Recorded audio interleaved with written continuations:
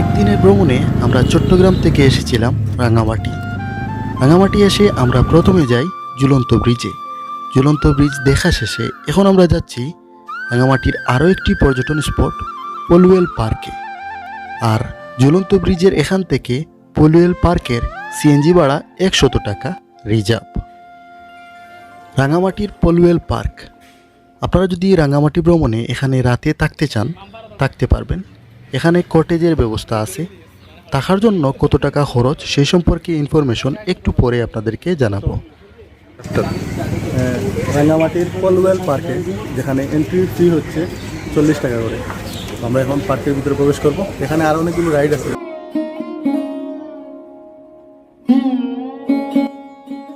আমাদের জন্মভূমি প্রিয় বাংলাদেশ কতই না সুন্দর।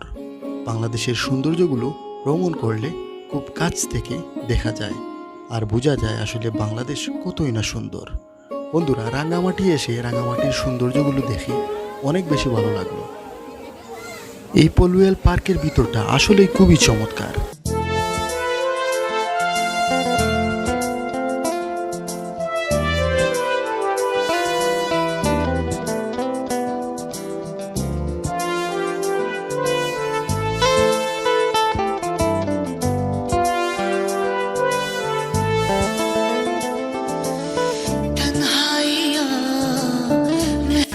ডিসি বাংলা পার্ক অর্থাৎ পলুয়েল পার্কের এই ফিশিং পিয়ারটি দৃষ্টিনন্দন। এখানে দাঁড়ালে কাপ্তাই লেকের দৃশ্য বেশ ভালোভাবে উপভোগ করা যায়।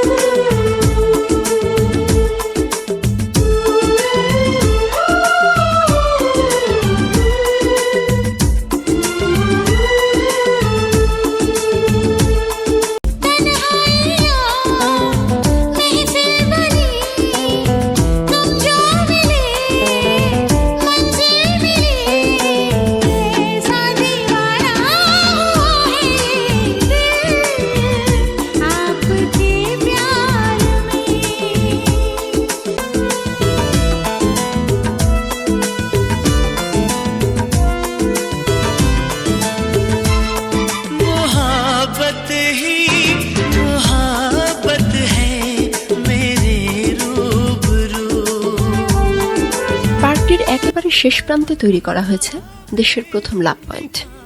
এই লাভ পয়েন্ট তৈরির পেছনে একটি মর্মান্তিক সত্য গল্প আছে। আমেরিকা প্রবাসী আলাউদ্দিন পাটোয়ারি এবং তার সদ্য বিবাহিত স্ত্রী আইরিন সুলতানা লিমা 2014 সালে রাঙামাটি ভ্রমণে আসেন। কাপ্তাই লেকে ঘোরার জন্য ইঞ্জিন চালিত নৌকা ভাড়া করেন তারা। দিনটি ছিল 19 মার্চ। বসন্তের রৌদ্র ঝলমল দিনে সাধারণত ঝড় বৃষ্টি তেমন হয় না। সেদিনও নীল আকাশ জুড়ে ছিল সাদা মেঘের খেলা। তাদের নৌকাটি লেকের বিভিন্ন স্পট ঘুরে পলুয়েল পার্ক সংলগ্ন এলাকা দিয়ে চলছিল। পরন্ত বিকেলে লেকে বাতাসের বেগ একটু বেশিই থাকে। বসন্তের সেই বাতাস কখন যে দমকা হাওয়ার রূপ নিয়ে একটুকরো ঝোড়ো মেঘ উড়িয়ে নিয়ে আসে কাপ্তাই লেকের আকাশে, কেউ বুঝে উঠতে পারেনি। সেদিনের এই মেঘ শুধু কাপ্তাই লেকের আকাশেই জমেনি, জমেছিল নবদম্পতির ভাগ্যাকাশেও। আচমকাই ঝড় ওঠে, এক মুহূর্তে লণ্ডভণ্ড হয়ে যায় সবকিছু। উল্টে যায় নৌকাটি। ঝড় থামার পর নৌকাটি পাওয়া গেলেও খুঁজে পাওয়া যায়নি আলাউদ্দিন আর লিমাকে। জেলা প্রশাসক আর পুলিশ প্রশাসকের নির্দেশে কাপ্তাই লেকে তাদের খোঁজার কাজ শুরু হয়। ফায়ার সার্ভিস, নৌবাহিনীর ডুবুরি দল টানা 3 দিন লেকের পানিতে চিরুনি অভিযান চালিয়েও খুঁজে পায় না কাউকে।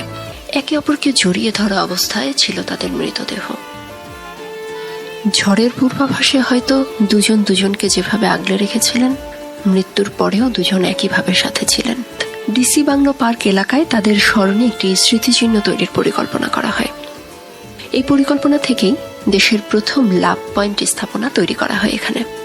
উদ্বোধনের পর জনাব নববিক্রম কিশোর ত্রিপুরা এবং তার সহধর্মিনী অনামিকা ত্রিপুরা লাভ পয়েন্টের তালা লাগিয়ে চাবি কাপ্তাই লেকের পানিতে ছুঁড়ে ফেলে লাভ পয়েন্টের লাভ ব্লক কার্যক্রমের সূচনা করেন। আচ্ছা, আসসালামু আলাইকুম।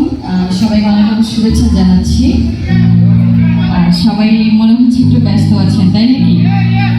বসে থাকলে কিন্তু হবে না, কোনো রাগারাগি চলবে না, মজা করতে হবে।